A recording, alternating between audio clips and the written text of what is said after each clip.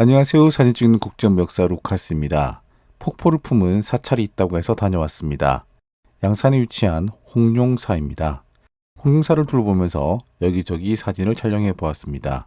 잘 찍는 솜씨는 아니지만 사진을 처음 시작하는 분들께는 도움이 될 만한 것 같아서 카메라 설정을 표시하면서 영상을 촬영해 보았습니다. 그럼 이제 시작합니다.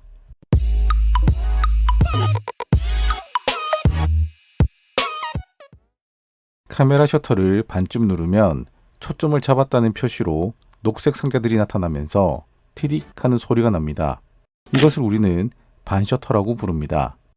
이때 반셔터를 누른 상태에서 카메라를 이동시키더라도 초점은 고정되고 셔터를 더 강하게 누르면 사진이 촬영됩니다. 반셔터가 중요한 것은 반셔터 상태에서 잡은 초점은 카메라의 위치를 변경하더라도, 즉 구도를 바꾸더라도 그 초점을 유지한다는 것입니다. 이것을 알고 사진을 촬영하면 많이 편리합니다. 카메라의 초점을 얘기할 때 움직임이 없거나 움직임이 작은 피사체를 촬영할 때는 AF-S를 사용하고 움직임이 많은 피사체를 촬영할 때는 AF-C를 사용합니다.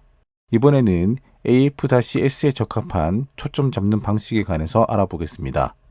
첫 번째로 와이드 초점입니다. 모니터 전체를 차지하는 피사체에 자동으로 초점을 맞춰줍니다. 어린이, 동물 또는 운동선수와 같은 불규칙하게 움직이는 피사체에 효과적입니다.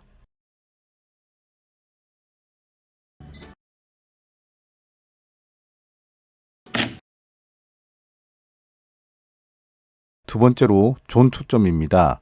존안의 영역에 자동으로 초점을 맞출 수 있습니다. 존은 9개의 초점 영역으로 분할되어 특정 영역 내에서 움직이는 피사체에 효과적으로 초점을 맞출 수 있습니다. 와이드와 존 초점은 자동으로 초점을 잡아주기 때문에 촬영자가 원하는 피사체에 초점이 맞지 않을 수도 있습니다.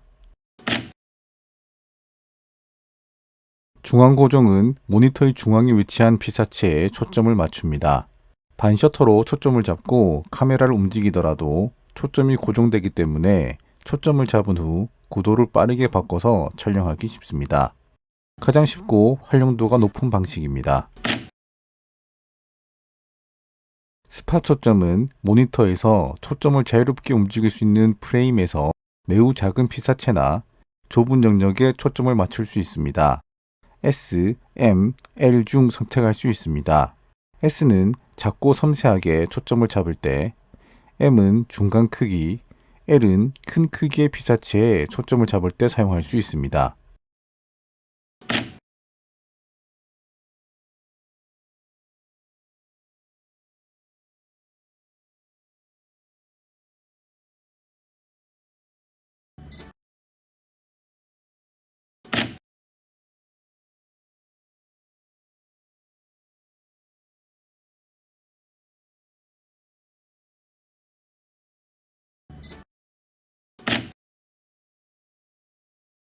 피사체의 움직임이 빠른가, 느린가, 예측이 가능한가, 예측이 불가능한가에 따라 카메라의 초점을 다르게 적용하는 것이 좋습니다.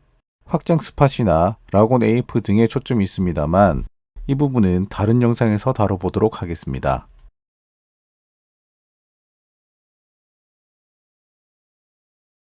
아웃포커싱은 사진을 촬영할 때 피사체 심도를 얕게 하여 초점이 맞은 피사체를 제외한 배경을 흐리게끔 뭉개버리는 기법을 말합니다. 필요 없는 배경에 초점을 날려버리고 초점이 맞춰진 피사체만 강조하는 효과가 있기에 특히 인물 사진에 널리 활용됩니다. 조리개를 최대 개방하도록 F값을 작게 설정하거나 줌인해서 촬영하되 초점을 맞출 대상물은 카메라와 가깝고 배경은 멀리 있을수록 좋은 결과물을 얻을 수 있습니다.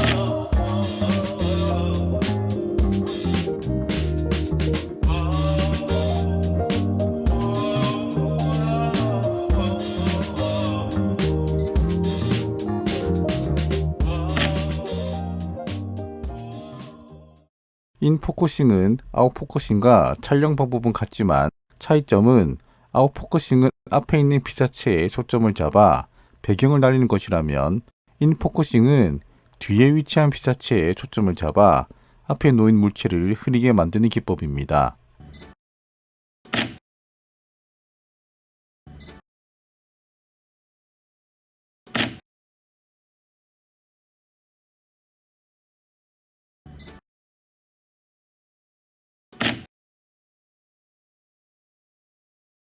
펜포커싱은 피사체 심도를 깊게 하여 흐림 없이 전체적으로 초점이 맞도록 촬영하는 기법입니다. 조리개를 작게 개방, 즉 F값을 크게 설정해서 촬영합니다.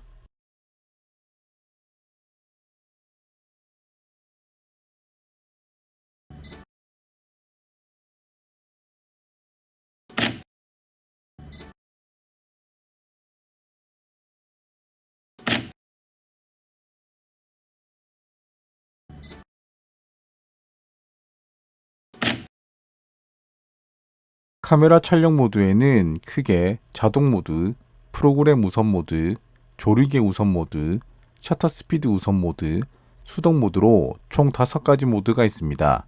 자동 모드와 프로그램 모드는 카메라가 알아서 촬영해주는 자동 모드라고 생각하시면 됩니다.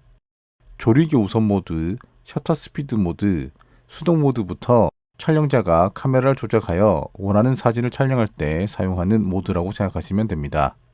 홍용사 폭포에서 낙하하는 폭포수를 촬영해 보았습니다. 이때 물줄기가 연속되도록 촬영하기 위해서 셔터 스피드를 조절할 수 있는 셔터 스피드 우선 모드 또는 수동 모드로 촬영해야만 합니다. 폭포수를 잘 촬영하기 위해서는 여러 가지 조건이 있습니다. 폭포에서 많은 양의 물이 떨어지는 것이 좋으므로 비가 오는 날이나 비가 온 다음 날 촬영하는 것이 좋습니다. 폭포수가 연속해서 떨어지는 것처럼 보이도록 촬영하려면 셔터 스피드를 느리게 촬영해야 합니다. 셔터 스피드를 조절해야 하기 때문에 삼각대에 카메라를 고정한 후 촬영하면 흔들림 없이 촬영할 수 있습니다. 셔터 스피드가 느리다는 것은 센서가 오랫동안 빛을 받게 되어 너무 밝은 사진이 나올 수 있습니다. 이럴 때는 ISO 값을 낮춰서 촬영하면 좋은 결과물을 얻을 수 있습니다. ISO에 관해서는 나중에 다시 설명하겠습니다. 안타깝게도 제가 촬영 간 날은 비가 온 날도 비가 온 다음 날도 아니었으며 삼각대도 가져가지 않아 결과물이 썩 만족스럽지는 않았습니다. 카메라에서 ISO는 빛의 감도를 의미합니다. 과거 필름 카메라 시절에는 카메라에서 ISO 값을 조절할 수 없었고 필름에 ISO 값이 지정되어 있었습니다. 하지만 디지털 카메라로 넘어오면서 카메라에서 ISO를 조절할 수 있게 되었습니다. ISO 값에 따라 어떤 촬영에 적합한지 알아보면 ISO 100은 밝고 맑은 날 야외 촬영에 적합하고 ISO 400은 빛은 충분하지만 그리 강렬하지 않은 경우, 즉 흐린 날이나 밝은 실내에 적합합니다. ISO 800은 플래시나 추가 강원 없이 실내 촬영하는 경우에 적합하며 ISO 1600 이상으로 설정하는 경우는 어두운 야외나 조명이 어두운 실내에서 촬영하는 경우 또는 빠른 셔터 스피드 설정으로 너무 어둡게 촬영되는 경우에 적합합니다. 어두운 곳에서 ISO를 높게 설정하면 사진에 노이즈가 낀다는 단점이 있으므로 주변의 광량에 적합한 ISO 설정 값으로 촬영하시기 바랍니다. 홍룡사에서 계단을 내려오다가 바위 틈 사이에 동자승 인형들을 발견했습니다. 인형을 둘러싼 주변부가 어두워서 조리개 우선 모드로 설정하더라도 셔터 스피드가 길게 설정되어 사진이 너무 밝게 또는 흔들리는 사진이 촬영될 수 있습니다. 그래서 ISO 값을 ISO 다중애날로 변경하여 촬영하였습니다. ISO 다중애날은 자동으로 여러 장의 사진을 연속으로 촬영한 후 결합하여 노이즈를 줄인 한 장의 사진으로 만들어주는 기능입니다.